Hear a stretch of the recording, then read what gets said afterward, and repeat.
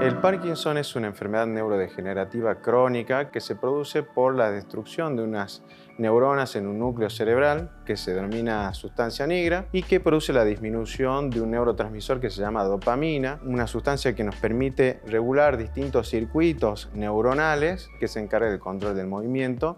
Por eso se producen los síntomas característicos de la enfermedad. Y el motivo por el cual consultan con mayor frecuencia de manera inicial los pacientes es el temblor, que por lo general lo comienzan a manifestar en una de las extremidades, porque tiene la característica de comenzar de manera asimétrica,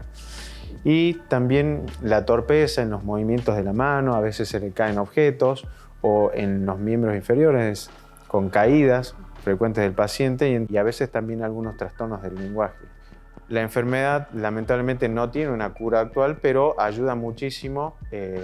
el manejo multidisciplinario entre el neurólogo y el neurocirujano para el control de los síntomas de la enfermedad y que el paciente tenga una mayor cantidad de tiempo de bienestar en cuanto a su calidad de vida. El tratamiento del Parkinson tiene dos aristas. Una de ellas es el tratamiento médico, que consiste en la administración de drogas que tratan de imitar esta sustancia que se ha perdido a nivel cerebral y de esa manera tratar de mejorar los síntomas de la enfermedad.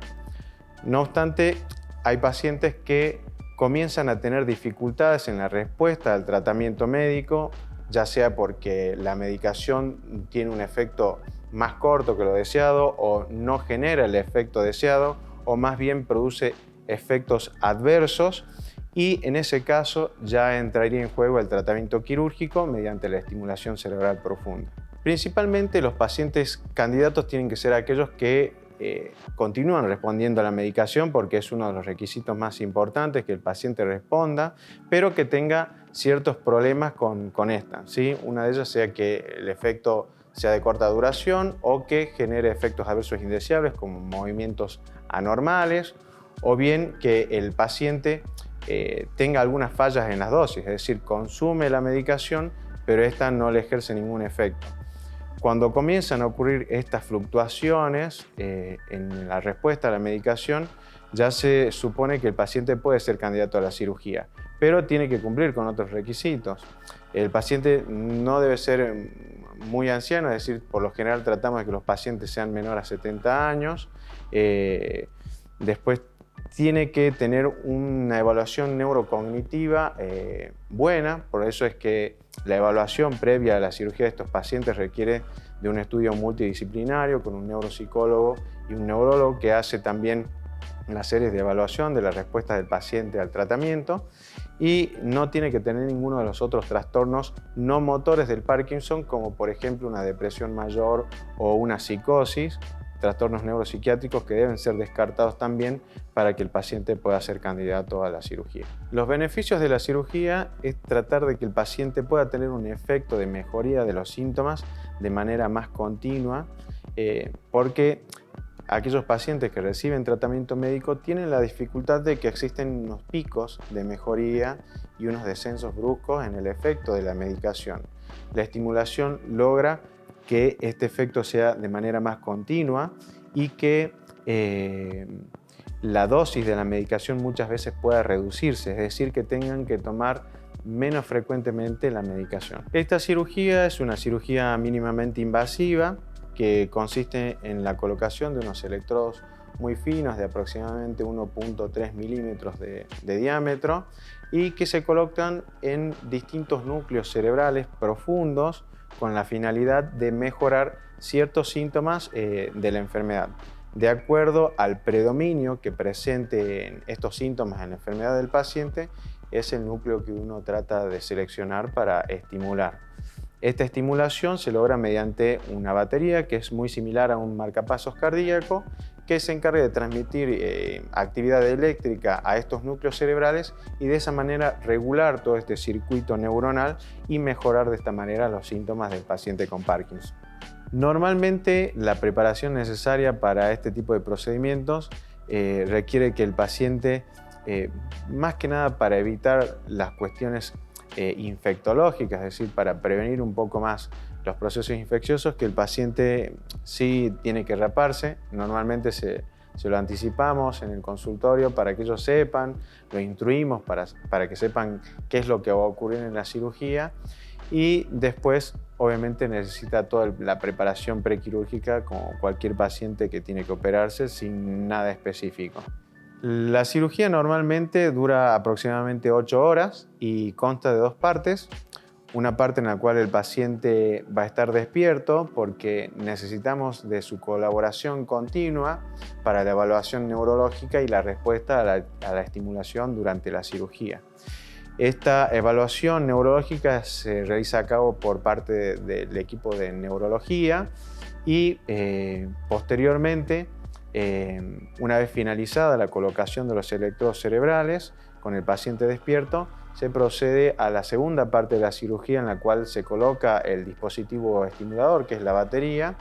y en esa parte el paciente sí está anestesiado con anestesia general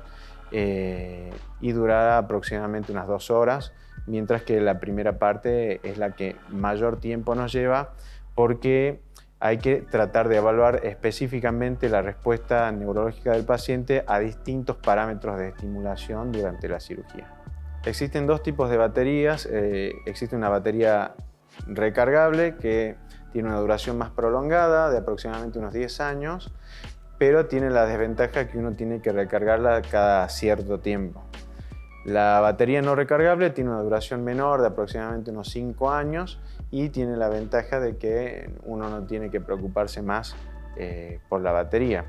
Pero bueno, es una balanza entre la cantidad de tiempo que uno quiere someterse a un nuevo procedimiento en el recambio de esta batería. Los síntomas que más se trabajan con la estimulación cerebral profunda son la rigidez, el temblor y la lentitud de los movimientos, que son los síntomas cardinales de la enfermedad.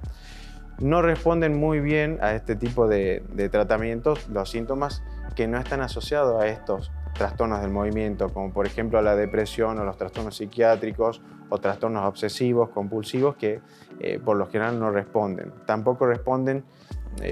algunos trastornos de la marcha, que en el caso de que respondan con la medicación pueden llegar a responder, pero no sería la regla de todos los pacientes. Y a veces algunos trastornos del lenguaje que pueden presentar estos pacientes no suelen responder a la estimulación. Con respecto a los riesgos de la cirugía, es en sí una cirugía mínimamente invasiva porque se realizan mediante incisiones pequeñas a nivel del cráneo y pequeños orificios, dado que el electrodo que se coloca es de un diámetro muy finito, de 1.3 milímetros, y el resto de la cirugía es el implante de la batería por debajo de la piel. Por ende, el principal riesgo lo representa la introducción del electrodo con los riesgos de sangrados intracerebrales, pero el porcentaje de presentación de esta complicación es muy bajo, es muy inferior al 1%, y por ende el riesgo es bastante bajo en relación a los efectos adversos propios de la cirugía. Otra de las complicaciones es el proceso infeccioso, que tiene un porcentaje un poquito mayor, aproximadamente al 7%,